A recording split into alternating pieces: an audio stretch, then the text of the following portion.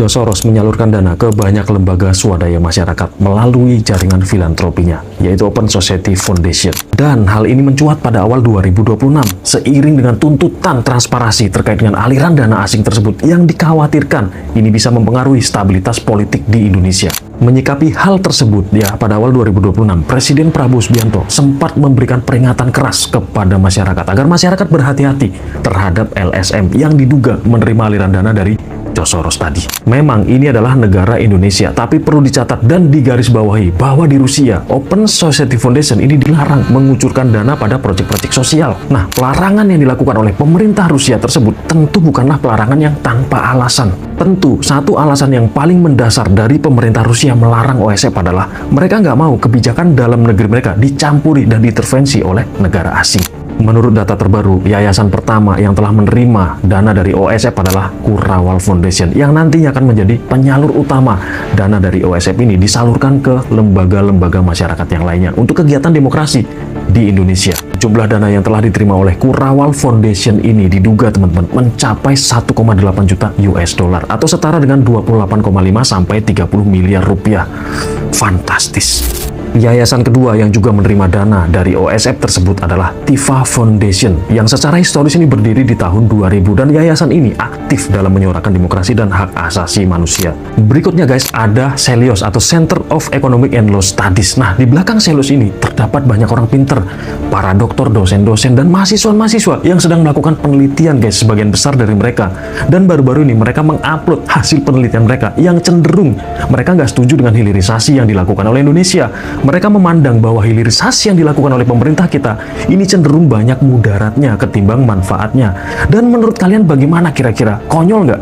Dan yang paling membuat saya terkejut adalah ARC, Asia Research Center Universitas Indonesia, menerima guys sampai dengan 150.000 1 US dollar rupiah.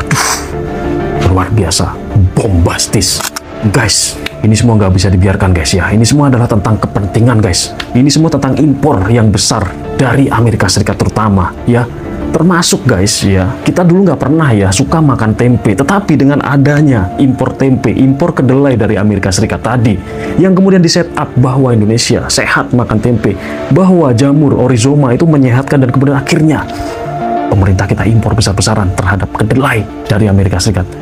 Keju yang kalian makan juga impor dari Amerika Serikat. Bahkan gas LPG yang kalian pakai ya, yang mungkin 3 kg atau 12 kg atau berapalah ukurannya ya, itu impor dari Amerika Serikat. Dan pemerintah saat ini akan menyelesaikan semua itu melalui transisi energi ke CNG dan ke dimethyl ether.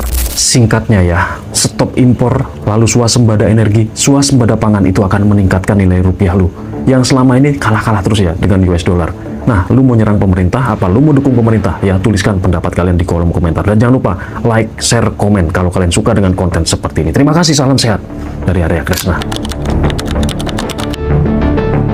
Sebagian orang kurang ajar, selalu mau membunuh negaranya sendiri. Pak Dekan, kalau mahasiswa hukum termasuk dosennya Pak Ferry mau ke sana, aku biayai. 50 orang studi banding ke cetak sawah, aku yang biayai. Dan itu amal jariah kalau memberitahu, memberi pemahaman orang yang tidak paham. Ini kemudian ke Merauke ini kita bongkar. Orang di sana mengatakan Bapak Presiden ada yang lapor, memang banyak mafia menjelma jadi-jadian. Pak Said Didu, memang banyak mafia jadi-jadian. Jadi dia bungkus dirinya menjadi macam-macam. Ada konsultan, ada pengamat, macam-macam dia bungkus di. Apa dia bilang? Sampaikan ke Bapak Presiden.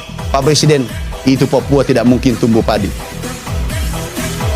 Tengah malam aku ditelepon, maghrib, jam 2 subuh saya terbang tunggu Presiden di Merauke.